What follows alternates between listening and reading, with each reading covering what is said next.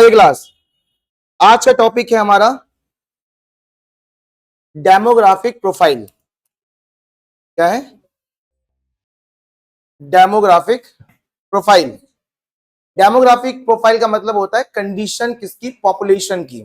तो आज की पॉपुलेशन कंडीशन को अगर मैं 1947 मतलब at the eve of independence के कंडीशन से कंपेयर करूं तो सही नहीं होगा, क्योंकि आज एक आजाद भारत है, उस टाइम आजाद भारत नहीं था, उस टाइम कॉलोनियल गवर्नमेंट का रूल चलता था, है ना। फिर भी अगर कंपेयर करें, कंपेयर नहीं, हम सिर्फ पढ़ना है हमें कि उस टाइम पे पॉपुलेशन की कंडीशन कैसी हुआ करती थी, कितने लोग पढ़े लिखे होते थे, कितने लोग कैसे बीमार हुआ करते थे, कितनी परसेंटेज बीमार थी, कितने के लोग डेथ हो जाती थी, वो सब हम आप पढ़ने वाले हैं। ठीक है, तो यहाँ पे ना कुछ पॉइंट्स आएंगे। जैसे पहले आप देख सकते हो, सबसे पहले आपका फर्स्ट ऑफिशियल सेंसस कब हुआ था? ये एमसीक्यू पूछ लेगा आपसे। 1881 में पहली जनगणना हुई थी। कब हुई थी? 1881 में पहली जनगणना हुई थी। और कितने लोग थे उस टाइम पे?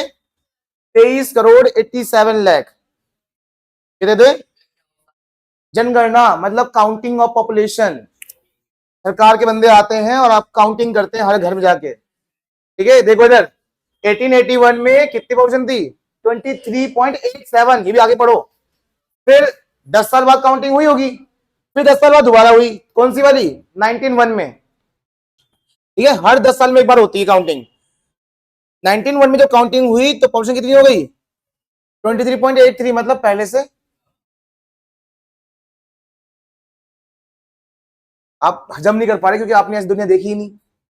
आप क्या देख रहे हो? बढ़ती जा रही पॉपुलेशन। अब हजम नहीं कर पाई, एकदम चुप हो गए। भाई ऐसा था, पहले से भी कम हो गई।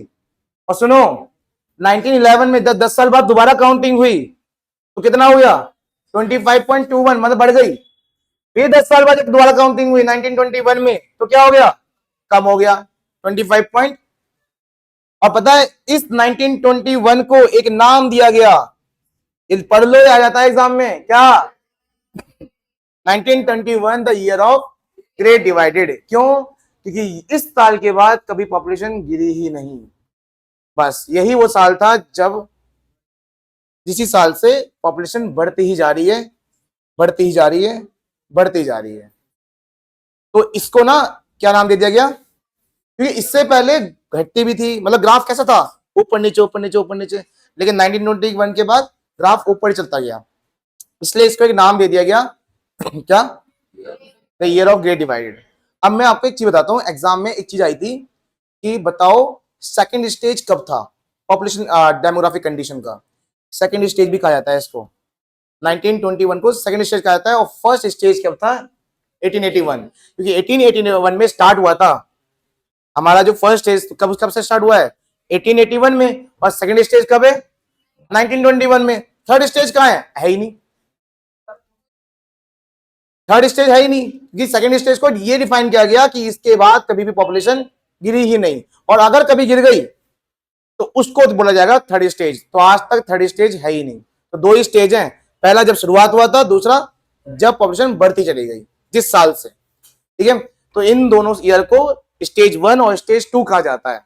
ये याद रखना, शायद बुक में ना मिले या मिल भी जाए अच्छी बात है, लेकिन एग्जाम में आ गया तो ध्यान रखोगे तो याद रहेगा और एग्जाम में लगा दोगे। ठीक, ठीक है। और ये आया हुआ है एमसीक्यू में कि स्टेज 1 कौन सा है? 1881। स्टेज 2 क्या है? 1921, जिसे हमने एक और नाम दिया है the year of great divided. और पढ़ो, अब आपके सामने आता है कुछ डेफिनेशंस किसकी? High birth. और इसका मतलब क्या है? हाई बर्थ और डेथ रेट 1947 में, मतलब 1900 से 1947 तक, सन 47 ईयर होते हैं ना, इन 47 में ईयर में ये देखा गया कि पॉपुलेशन बढ़ भी रही है और घट भी रही है, हाँ या ना। पर 1921 के बाद पॉपुलेशन बढ़ती चले गई। तो क्यों होता था ऐसा? क्योंकि बर्थ रेट भी होते थे और डेथ रेट भी हाई था। अगर डेथ रेट हाई नहीं होता तो शायद पॉपुलेशन बढ़ती हुई दिखती है शुरुआत से ही, लेकिन बीच में पॉपुलेशन बढ़ भी रही है, घट भी रही है। क्यों? क्योंकि डेथ रेट भी हाई हुआ करता था। और जो कहते हैं ना पहले के लोग ज्यादा जीते थे, वो गलत कहते हैं। वो कोई एक आध जी गया, उसी को देख के पूरी दुनिया क्या कहती है कि पहले के लोग ज्यादा जीते थे। नहीं, पहले के लोग कम जीते थे। 30 मैं बताता हूं, ये भी अभी डाटा आने वाला है इसके बाद। 35 या 34 ईयर एवरेज है, उस टाइम पे लोग इतने जीते थे। और आज 68 है। आज लोग 68 तक जीते हैं, एवरेज बता रहा हूं मैं, कोई कम कोई ज्यादा। तो एवरेज कितना निकला? 68। तो तो वो किसी किसी को तुम 100 से ऊपर देख लेते हो और उसी को देख के क्या बोलते हो। अब बात यह कि लोग लोग उस टाइम पे जल्दी क्यों मरते थे? खाने पीने तो अच्छा था। अगर कोई चोट लग जाए, कोई बीमारी हो जाए तो ठीक नहीं हो पाते थे, क्योंकि हेल्थ फैसिलिटीज नहीं थी। क्या नहीं थी? तो यही कारण है। आगे क्या लिखा हुआ है, the birth rate and death rate was were high during the colonial period. Colonial period में बहुत ज्यादा बर्थ रेट भी थी और डेथ रेट भी हाई थी। लिखा हुआ है कि किसी एरिया में 1000 लोग हैं तो उस 1000 में से नए एक साल में 48 नए पैदा हो रहे हैं तो 40 लोग मर रहे हैं। तो ग्रोथ रेट सिर्फ कितनी है? 8 की। ठीक है, एक बात आता हूं, इस जिस कंट्री में पॉपुलेशन ग्रोथ रेट बहुत लो रहे ना, उस कंट्री को डेवलप होने में बहुत टाइम लग जाता है। बता रहा हूं मैं चीजें, ठीक है। ये चीज इकोनॉमिक्स प्रूव करते हैं। This indicate that the population growth was, इसकी वजह इससे ये पता चलता है कि हमारी पॉपुलेशन ग्रोथ रेट क्या है, स्टैग्नेट। पता नहीं क्या होता है? रुक जाना, ग्रोथ रेट रुक जाना, because of high birth rate and death rate. This slow the this show the that the country was backward. मतलब ये चीज हमारी कंट्री को बैकवर्ड दिखाती है। कैसे बैकवर्ड दिखाती है? अरे यार डेथ रेट क्यों ज्यादा है यहाँ पे, क्या कारण है जिससे ज्यादा लोग मर रहे हैं? हेल्थ फैसिलिटी नहीं है तो बैकवर्ड दिखाएगा नहीं क्या इस चीज को। ठीक है, इस वजह से इंडिया बदनाम होना ही होना है। एक वीडियो थी यार, स्पीकर नहीं है इसलिए मैं दिखा नहीं पाता। बहुत सारी वीडियोस होती हैं बीच में, कई सारी वीडियो आई हैं पर दिखा नहीं पाता हूं मैं। और कहीं ना कहीं यूट्यूब साइट ना मार दे फिर इस उठाई हुई वीडियो सारी। ठीक है, चलिए नेक्स्ट क्या है? इन्फेंट मोर्टेलिटी रेट एग्जाम में आ सकता है। क्या होता है पता है? बोलो बोलो बोलो। एक साल के अंदर बच्चे जो डेथ हो जाती है उनका रेट। तो बच्चों 1000 बच्चे अगर एक साथ पैदा हुए हैं, एक साथ तो नहीं, मैं बता रहा हूं 1000 बच्चे जो पैदा हुए हैं एक साल के अंदर कितने बच्चों की डेथ हो जाती थी?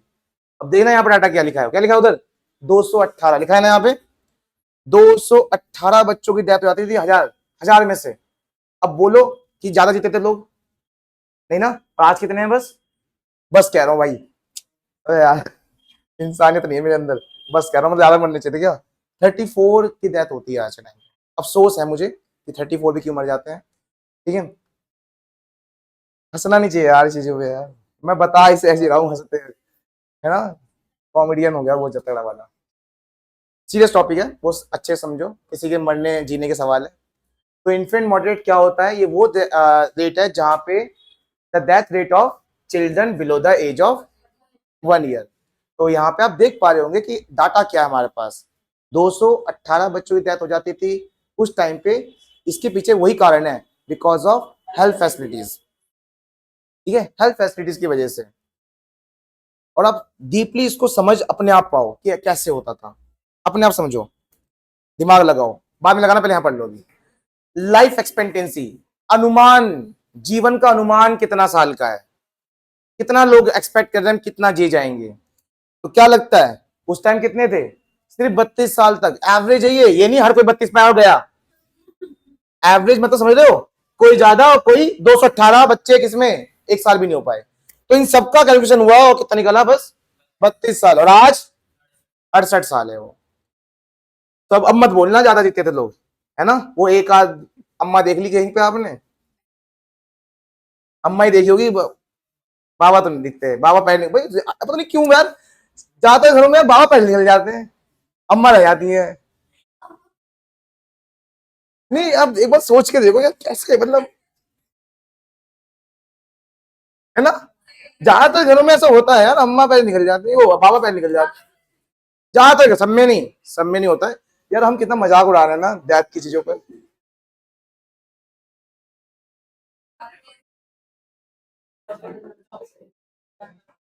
क्या? ये बहुत अफसोस, आप नहीं एक्चुअली, इस ये मजाक की बात नहीं है, लेकिन आप एक ये चीज गौर करी होगी यार। और पता मैं, रिकॉर्ड हो रहा है पर पता मैं क्या मानता हूँ, रिकॉर्डिंग के बाद बताऊंगा। वो कॉमेडी नहीं है पर बहुत सीरियस चीज है। चलो इधर आ जाओ, पहले इधर आ जाओ। अब क्या है लिटरेसी रेट? लिटरेसी रेट क्या होता है? पढ़े लिखों की संख्या। पता है मैं बताता हूँ, 1947 में जिसने अपना नाम लिख लिया और पढ़ लिया अपना नाम, उसे पढ़ा लिखा माना जाता था। अरे भैया जब वो हमारे देश आए थे तब बिल्कुल पढ़े लिखे नहीं थे हम, तो अब बिल्कुल ना पढ़ने वाला अगर नाम लिख ले तो वो तो हमारे लिए भगवान है। अभी मुझे कुछ नहीं आता और तो अपना नाम लिख लिया, ओ नाम लिख लियो बेटे, तो वो तो भगवान है। तो 1947 में हमने ये प्रूव कर दिया, ये मान लिया कि जिसने अपना नाम लिख दिया और नाम पढ़ लिया वो हमारे लिए क्या है, पढ़ा लिखा है वो। अब देखो पढ़ी लिखी संख्या कितनी है, ऐसो में देख संख्या कितनी है। लिटरेसी रेट बस लो कितना, अगर 100% लोग हैं तो उसमें 16% लोग पढ़े लिखे माने जा रहे हैं। और ये पता ना कौन से पढ़े लिखे हैं, कौन से, इसके अंदर वो भी हैं ग्रेजुएट वाले बंदे, इसके अंदर बाबा साहेब भी हमारे हैं, ठीक है, इसके अंदर गांधी जी भी हमारे हैं, और इसके अंदर वो नाम लिखने वाला बंदा भी इसमें ही है, सब है इसके अंदर। और जिसको एबीसीडी नहीं आती, कुछ ही नहीं आता, वो इसमें नहीं है ना, आया ना। अब देखो अभी फैक्ट देना क्या लिखा है, उसमें से भी मान लो 1000 लोग हैं, 1000 में से 1000 का 16% कितना होता है, 160, कितना होता है, तो 1000 में से 160 लोग पढ़े लिखे हैं। अब उन लोग पढ़े लिखे कैसे हैं, अच्छे भी और वो नाम लिखने वाले भी। अब उन 160 की बात हो रही है कि उसमें से फीमेल कितनी पढ़ी लिखी है, बस मतलब 160 का 7% निकाल, 1000 का नहीं, 160, क्योंकि 160 पढ़े लिखे। अब वो 160 में मेल भी है फीमेल भी है, फीमेल कितनी है 7। अब 160 का तुम 7% निकालोगे तो 11-12 समथिंग आएगा। इसका मतलब 1000 लोग में से फीमेल कितनी पढ़ी लिखी है, बस 11-12।